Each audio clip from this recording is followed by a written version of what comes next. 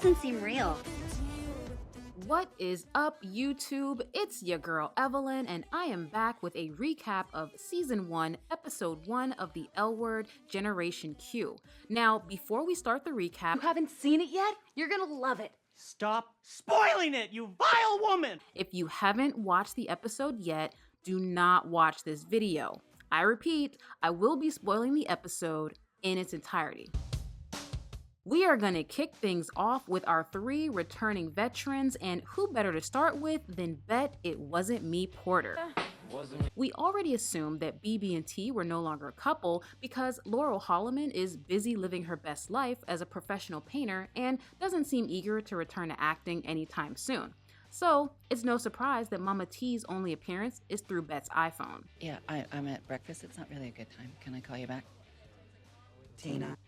When we catch up with Bette, she's running for mayor of Los Angeles and solo parenting little baby Angelica, who is now a high-achieving 16-year-old who sometimes skips school to vape pot and rap along to awful music. Traffic, looking for my chapstick, feeling kinda caustic. There's a Ford Maverick. With her gal pal Jordy, who she's definitely crushing on.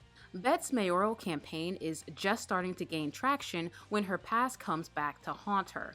It seems that while she was the city's director of arts, she had sex with one of her married employees, and somebody gave that employee's husband a live mic at a televised campaign rally.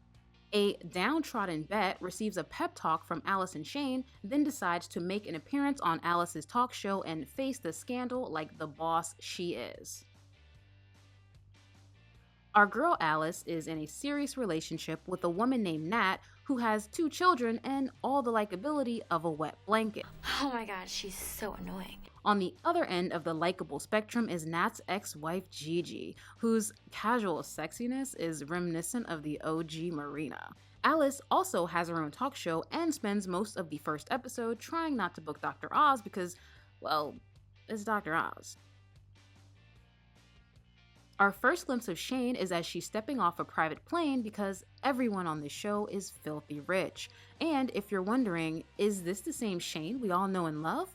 She immediately fucks the flight attendant. So yes. During lunch with the girls, we find out Shane is not only back to stay, but she's recently closed down 2 of her salons in Paris and New York, but we don't know exactly what's going on with that. Shane then goes into a sexy, broody mode for a little while, and then gets a phone call from someone named Jay Quellen. I'm just gonna call her Q for now. Shane ignores the call, then casually lets it slip that Q is her wife. First up is Sophie and Dani, Generation Q's version of BB and T. Sophie's a producer on Alice's talk show, and Dani is a PR exec who works for her rich dad's big-ass company. Sophie is adorable and funny, but not much happens to her outside of her relationship with Dani. Dani is the newbie with the most complex storyline.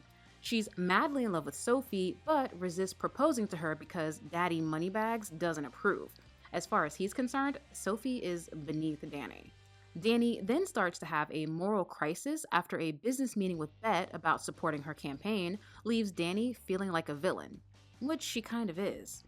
After coaching a grieving father to sugarcoat his son's overdose on opioids, Dani breaks. She proposes to a shocked but thrilled Sophie, then offers her PR services to Bette in a bid to become a good guy. Micah is Sophie and Dani's super cute gay roommate. Although we see very little of Micah during the episode, he does manage to score a date with a ridiculously hot neighbor named Jose. Finley is Alice's assistant and, based on her fuckboy ways, poised to become Shane Jr. She's funny, she's cute, and she doesn't seem to take anything too seriously.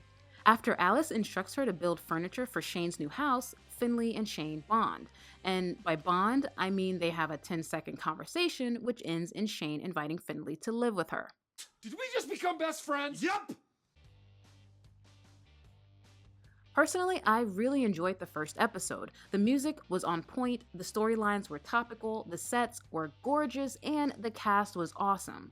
Now, while I don't think it quite captured the magic of the first series, Keep in mind, we're only one episode in, and my hope is that it just keeps getting better and better. So thank you guys once again for watching. Don't forget to subscribe, and I'm going to leave you with a sneak peek of the second episode. I will see you next week. We need to protect this campaign. Is there anything else people could use against you?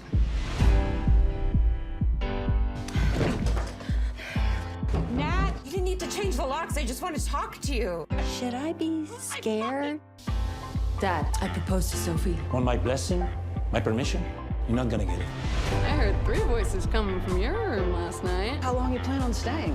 1 week, 2, max. You know what? Let's not put a max on it.